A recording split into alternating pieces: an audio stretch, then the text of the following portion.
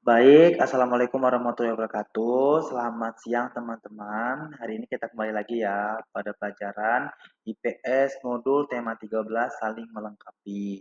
Nah, jadi teman-teman, pada materi hari ini adalah IPS saling melengkapi. Apa saja yang perlu kita lengkapi dalam kehidupan sosial kita? Apakah ini berkaitan dengan lingkungan sekitar? Apakah ini berkaitan pada diri kita sendiri? Itu yang akan kita bahas pada hari ini, teman-teman. Nah, adapun tujuan pembelajarannya yang saling melengkapi, yang pertama itu adalah memahami arti saling melengkapi dalam kehidupan, mengetahui contoh saling melengkapi di masyarakat, menumbuhkan sikap saling menghargai, mengaplikasikan sikap saling melengkapi dalam kehidupan sehari-hari. Nah, jadi teman-teman itu yang pertama, tujuan pembelajarannya teman-teman harus paham dulu arti dari saling melengkapi, dan terus mengetahui contoh dari saling melengkapi, menumbuhkan sikap saling menghargai, dan bagaimana cara teman-teman mengaplikasikannya atau menggunakan sikap saling melengkapi ini dalam kehidupan sehari-hari. Gitu. Nah, adapun pengertian yang pertama itu adalah saling melengkapi berarti hidup bersama dengan saling membantu, menghargai dan memenuhi kebutuhan satu sama lain. Ini mencerminkan persatuan dalam keberagaman. Mungkin teman-teman di sini ada yang ngekos, ada yang hidup dengan orang tua, hidup dengan sepupu, atau dengan saudara lainnya. Nah, itu adalah bentuk dari saling menghargai atau saling melengkapi. Teman-teman di rumah kan ada yang bersihkan tempat tidur, ada yang mengepel rumah, ada yang apa itu membersihkan kebun belakang, itu adalah bentuk dari saling melengkapi teman-teman. Jadi dalam satu himpunan atau satu kelompok itu tidak hanya satu orang saja yang bekerja atau satu orang yang menghargai, tetapi semua orang itu melaksanakan tugasnya masing-masing. Itulah bentuk dari saling membantu, saling melengkapi, dan juga saling menghargai satu sama lain. Adapun dasar kehidupan sosial, yang pertama gotong royong, tolong menolong, kerjasama dalam masyarakat, rasa persatuan dan kesatuan. Nah, mungkin teman-teman di sini untuk gotong royong ada yang pernah melakukan gitu gotong royong dengan lingkungan sekitar atau di rumah gitu atau dengan teman-teman. Itu adalah bentuk dari kehidupan sosial teman-teman. Dan juga tolong menolong, kerjasama dalam masyarakat dan rasa persatuan dan kesatuan. Jadi sebenarnya kalau kita sudah gotong royong, tolong menolong, kerjasama, itu adalah bentuk rasa persatuan dan kesatuan teman-teman.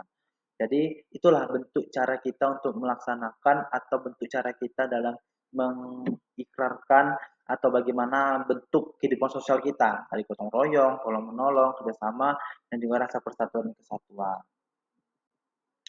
Dan selanjutnya adalah contoh saling melengkapi. Yang pertama adalah pedagang dan pembeli saling membutuhkan, petani menghasilkan pangan untuk masyarakat, dokter memberikan pelayanan kesehatan, guru mendidik siswa. Nah, ini saling melengkapi teman-teman. Jadi, teman-teman sebagai pembeli dan pedagang itu saling membutuhkan. Pedagang membutuhkan uang, pembeli membutuhkan sayur atau yang barang tadi.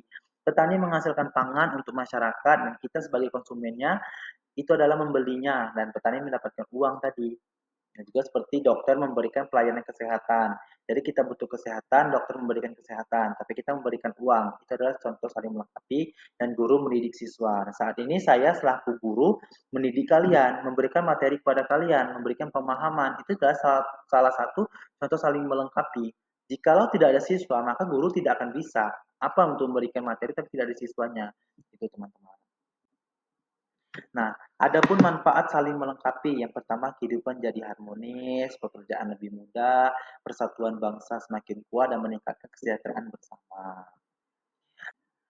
Selanjutnya adalah hak dan kewajiban teman-teman. Adapun hak kita sebagai manusia itu adalah mendapatkan bantuan dari sesama dan mendapatkan perlakuan adil. Jadi kalau kita sudah saling melengkapi itu atau dalam ruang lingkup konsep organisasi atau kumpulan orang, maka kita harus mendapatkan hak kita, itu adalah mendapatkan bantuan dari kerjasama dan mendapatkan perlakuan adil. Dan kewajiban kita yang pertama adalah membantu orang lain, menjaga persatuan dan menghargai perbedaan. Jadi pasti ada perbedaan teman-teman. Oleh karena itu kita harus menghargai perbedaan itu dan membantu orang lain dan menjaga persatuan. Nah, adapun sikap yang perlu dikembangkan, yang pertama menghargai perbedaan, saling membantu tanpa pamrih, tidak egois, dan memiliki rasa persaudaraan. Jadi kalau kita egois, teman-teman, maka kita tidak bisa dikatakan sebagai saling menghargai atau saling melengkapi. Itu adalah sikap yang perlu dikembangkan. Gitu.